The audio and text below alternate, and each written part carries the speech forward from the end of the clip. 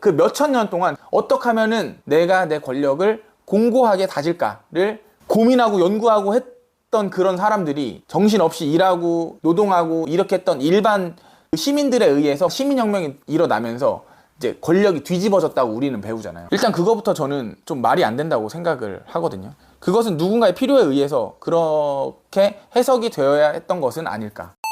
오랜만에 뵙습니다. 세상의 진실에 대해서 이야기하고 싶은데 벌써 사람들이 이 새끼 미친놈 아니야 하고 나가는 게 저는 지금 영상을 찍으면서도 느껴지거든요.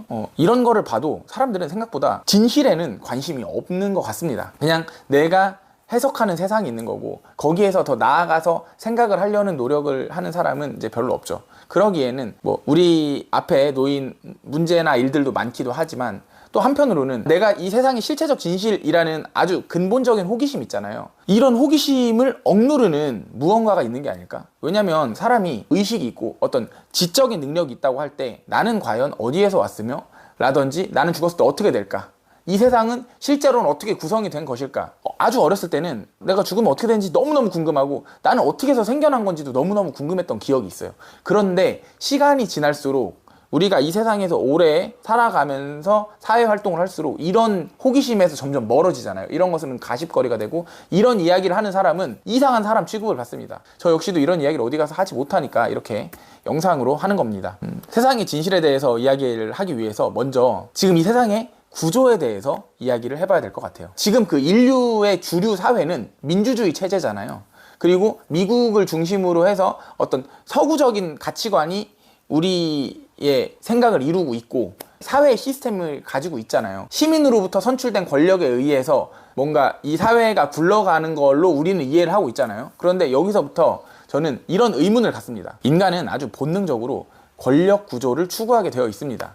그것이 본능인 이유는 구석기 시대 때부터 시작해서 지금에 이르기까지 그 권력이라는 것이 어떤 인류 역사의 중심을 이루었던 것이고 구석기 시대 족장부터 시작해서 뭐 왕, 황제, 교황, 뭐 대통령, 지금의 민주주의 체제에 이르기까지 이 권력이라는 것이 굉장히 큰 요소로 작용을 했다는 것을 당연히 역사를 배웠다면 알 수가 있어요. 그러면 한 몇만 년의 인류 역사 중에 대부분의 시간은 정말 계층화된 권력 구조가 있는 상태에서 보냈단 말이죠. 그러니까 아주 공고한 지배 계층이 있고 그 밑에 간신히 입에 풀칠하고 사는 어떤 노예라든지 그냥 일반 사람의 계급으로 이루어져 있었던 거죠. 소수의 지배층이 다수를 지배하는 형태로 굉장히 오랫동안 살아왔잖아요. 그러면서 이 소수의 지배층들은 계속해서 바뀌었습니다. 여러 가지 사건들이 있었잖아요. 내가 절대 권력을 가진 황제였다고 하더라도 죽임을 받고 그 다음에 다른 사람이 권력을 또 차지하게 되고 근데 그 과정에서 또 뭐 종교가 들어오면서 또 종교에게 권력을 빼앗기기도 하고 또 그러다가 또 황제가 권력을 또 차지하기도 하고 그렇게 수없는 어떤 권력의 물고 뜯음 이런 것들이 있었잖아요. 그런 과정에서 그 사람들은 무엇을 생각을 했을까요? 역사를 공부를 해보고 또 과거의 권력자들이 어떻게 됐는지를 공부를 했을 때 그 사람들은 어떻게 하면 내 후손들에게 우리 가문이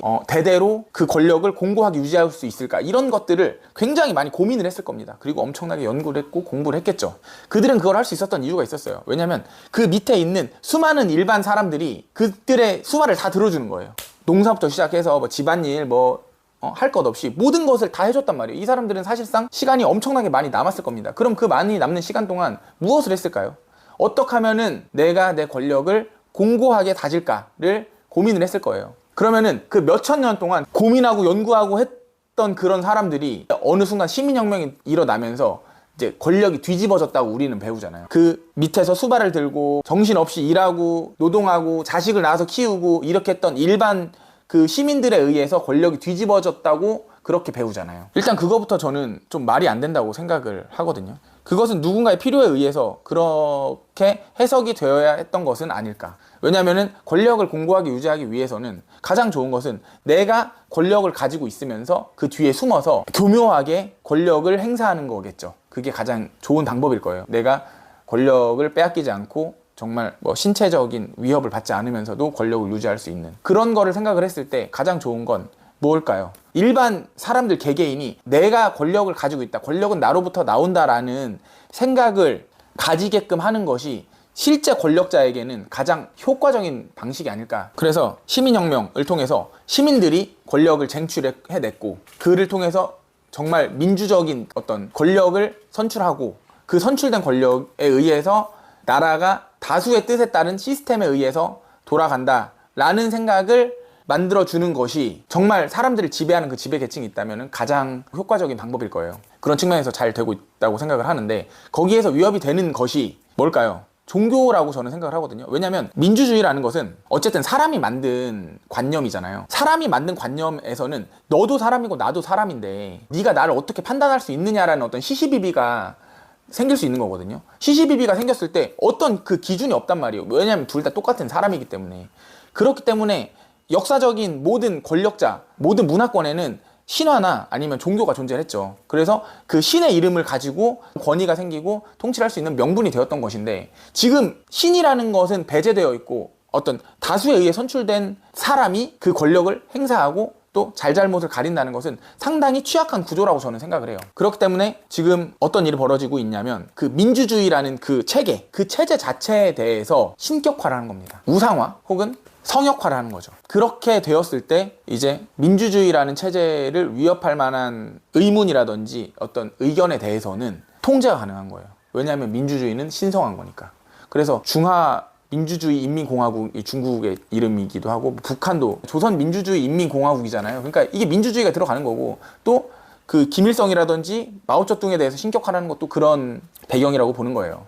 그런 체제 안에서 어떤 시스템이 안정화가 되고 그랬을 때 실제로 사람들을 지배하는 지배 계층은 굉장히 안정된 시스템에서 자기들이 누릴 거를 누리고 있겠죠. 몇천 년 동안 자기의 권력 유지를 위해서 고민하고 연구한 그 사람들에게서 그 권력자들의 수발을 들면서 자기 일을 하면서 자식을 낳으면서 키우면서 했던 사람들이 권력을 실제로 가지고 오는 것은 불가능하다고 생각을 하고, 인류가 존재를 하는 데 있어서 사람들을 실질적으로 하나의 어떤 통일되지 않은 관념으로서 지배하는 그런 세력이 없을 때 굉장히 인간 사회는 혼돈의 도가니가 될 거라고 생각을 해요. 그렇기 때문에 어떤 계층은 반드시 필요한데, 지금 민주주의 속에서 사는 우리들에게 이런 관념이라고 해야 되나? 이런 생각은 굉장히 좀 미친놈같이 들릴 것 같아요. 결국에는 그래서 실질적인 지배계층, 뭐 원피스로 치면은 천룡인들이 있고 그런 것이 실제로 존재를 할 거라고 저는 생각을 하는 거예요. 그것이 이제 주로 우리가 말하는 딥스테이트라고 표현을 하는 거죠. 그리고 실제로 그 딥스테이트들은 수천 년간 이어져 온 지배의 어떤 프로세스를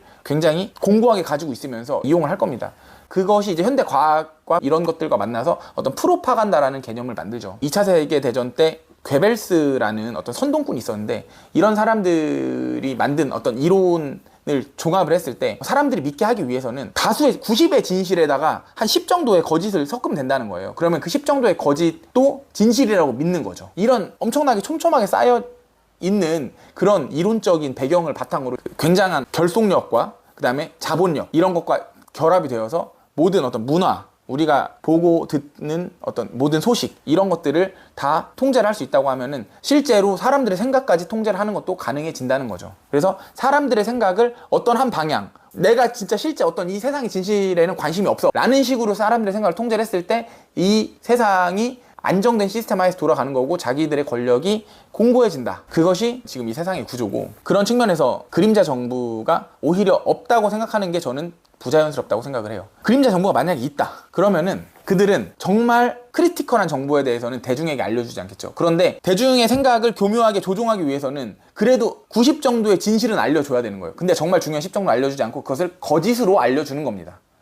그렇게 함으로써 사람들은 언론을 통해서 내가 다 진실을 알고 있고 내가 다 진실을 접하고 있고, 그리고 모든 사람들이 가진 어떤 정보는 거의 비슷해 라는 생각을 심어주는 거죠. 그런 생각이 점점 더 공고해질수록 그것과 다른 생각을 하는 사람들에 대해서 배척을 하게 되는 거죠. 왜냐하면 대다수의 사람이 똑같은 생각을 하는 것은 거의 진실이고, 그것은 권위자의 말이기 때문에 권위가 없는 너 같은 사람이 이야기하는 것은 근거가 없다라는 생각을 맹목적으로 심어주기 때문에. 저는 뭐 권위가 아무것도 없잖아요. 그러니까 제가 여기서 유튜브에서 이렇게 떠들어봤자 이것은 그냥 미친놈이 개소리하는 거 정도로 치부가 될 겁니다. 그럼에도 불구하고 이런 생각에 대해서 그렇게 사회적으로 이제 조롱하거나 뭐 비난하거나 매장시키거나 이런 분위기는 굉장히 위험할 수가 있죠. 그런데 이런 것들이 삐질삐질 저는 새어나온다고 생각해요. 예를 들어서 조지 오웰의 소설 1984라던가 아니면은 뭐 오징어 게임 같은 거.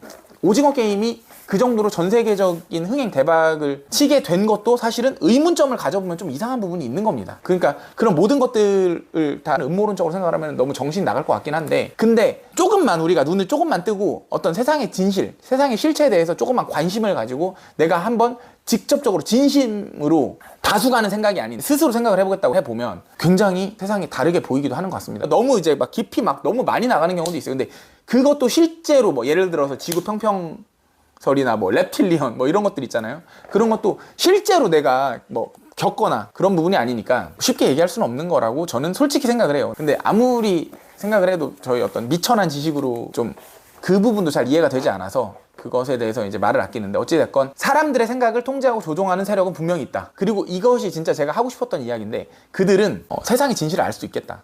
뭐 보통 사람들이 많이 하는 이야기 중에 양자역학이라는 게 있잖아요. 그래서 양자역학에서부터 시작해서 뭐 철학적인 문제로까지 많이 넘어가는데, 그 양자역학도 그래요. 그러니까 90의 진실에 해당한다고 생각을 하는 거죠. 그런데 거기서 가장 중요한 10 정도는 이제 남겨놓고 이야기를 하는 거죠.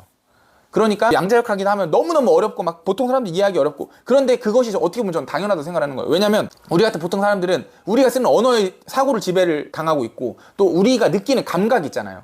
눈으로 보는 것, 뭐 촉각, 귀로 듣는 거, 그거가 아니더라도 우리가 생각하는 어떤 이 세상의 구조, 그러니까 시간이라는 게 계속해서 일방향으로 흘러가고, 뭐 공간이라는 것도 실제로 존재를 하고, 그리고 내가 시간이 지나면서 어떤 움직임들이 일어나고, 이런 기본적인 마인드를 이제 탑재를 하고 있기 때문에 진짜 실제 세상이 그렇게 움직이지 않는다고 했을 때 그것을 직관적으로 이해하기가 너무 어려운 겁니다. 그래서 양자역학이라는 게 모든 사람들이 다 알고 있지만 설명할 수 있는 사람이 없듯이, 당연히 우리가 느끼는 감각과 어떤 우리가 아주 어려서부터 학습받은 어떤 시간이라든지 공간에 대한 개념으로는 이해하기가 어렵기 때문에 아주 어려운 건데, 그것에 대해서 조금 더 다른 방식으로 세상을 이해를 한다면 그 사람들에게는 알 수도 있지 않을까. 양자역학에 보면은 그런 거 있어요. 우리가 관측을 해야만 그 사건이 벌어진다. 그러니까 관측하지 않으면은 전혀 다른 일이 발생한다 라는 개념이 있는데, 그러니까 완전 미시적으로 들어가서 모든 것을 다 잘게 쪼개서 본 그 세계에는 그냥 아무것도 없다는 거예요. 에너지밖에 없고, 그 에너지라는 것은 물리 법칙에 적용을 받지 않는 거야. 그냥 막 여기 있다 갑자기 저기 있고 이런 것들이 되는 거예요. 이게 또 눈으로 관측할 수는 없죠. 왜냐면 이 빛이라는 것도 결국에는 광자라는 어떤 원자이기 때문에. 근데 우리가 빛을 있다고는 알지만 빛을 볼 수는 없잖아요. 그런 것처럼 그 양자 세계 사실은 그 에너지인 거고, 에너지라는 게 무슨 얘기냐면 원자와 전자가 있지만 그 사이는 텅 비어 있는데 그게 대부분이라는 거예요. 그러니까 99.99999%는 그냥 비어 있다는 거예요. 근데 그게 비어 있는 것이 아니라는 거지. 그 비어 있는 것은 우리가 이해를 못할 뿐이지 그것 자체가 그냥 에너지라는 거예요. 그러면은 이 세상은 결국에는 에너지로 이루어져 있는 거고, 그 에너지라는 것은 우리가 관측했을 때와 관측하지 않았을 때가 다른 것처럼 내 의식이 있기 때문에 그 에너지라는 것이 발생을 한다는 거죠. 그러니까 결국에는 그 의식하는 내가 있고, 그 의식하는 내가 있기 때문에 지금 내 주변에 있는 모든 것들, 우주를 포함한 아주 가장 거시적인 것들도 있는 것이고, 그리고 내가 시간이 간다는 의식이 있기 때문에 물체의 움직임에 따라서 시간이 지난다라는 개념도 있는 것이고, 근데 사실은 원래 우주 전체로만 봤을 때는 그 시간이라는 개념 자체는 인간이 만들어낸 것일 뿐이지 시간이라는 개념 자체는 없는 거죠. 아무런 움직임이 없으면 시간이 없으니까. 뭔 소리인지 모르겠는데 아휴, 진짜 편하게 하기로 했어요. 어차피 안 올리면은 그냥 아무도 안 보는 거니까 올리는 거고. 그래서 정신 나갈 것 같은데, 어쨌든 우리가 이해하고 있는 이 세상은 굉장히 거짓이 섞인 세상이다. 우리가 진실로 알고 있던 것들마저도. 그리고 정말 진실은, 제가 하고자 하는 얘기는 내 의식이라는 것이고, 내 의식이 이 우주를 구성을 하고, 또 그 우주가 아주 가장 미시적인 양자 세계와 통한다. 그 무슨 얘기냐면, 양자가 꼭 우주랑 똑같이 생겼거든요. 우주가 텅 비어있듯이 양자가 텅 비어. 근데 그 모든 것들은 다 에너지로 꽉 차 있어. 그런데 그 에너지를 느낄 수 있는 것은 나의 의식이야. 그러니까 내가 결국에는 우주를 구성하는 우주의 중심이다. 우주를 내 의식이 창조를 해낸 것이고, 그렇기 때문에 신과 연결이 된다. 그래서 성경에 보면은 나는 나다 뭐 이런 게 있거든요. 그것과 또 연결이 되는 것 같아요. 그래서 그런 성경과 연결이 되고, 어떤 그런 신성성, 그런데 그 모든 것들에 대해서 우리가 아주 제한적으로 알고 있는 이유는, 사람들이 어떤 신성을 찾았을 때, 신성이 생겼을 때 아주 가상의 성역화가 된 어떤 민주주의라는 이 시스템, 인간이 만든 시스템과 과학과 유물론 중심의 어떤 사회 시스템에서 균열이 가고, 그런 것들이 지금의 지배계층에게 굉장히 안 좋게 영향을 미치기 때문에 그런 쪽으로 생각하지 않게끔 생각을 통제받는 것이다 라는 이런 정신 나간 소리인데, 정신 나간 소리를 한번 해봤습니다. 지금까지 봐주셨으면 정말 감사합니다. 계속해서 발전해 나가는 모습을 보여드리도록 하고, 그리고 또 재밌는 생각들을 공유할 수 있도록 노력하겠습니다. 시청해주셔서 감사합니다.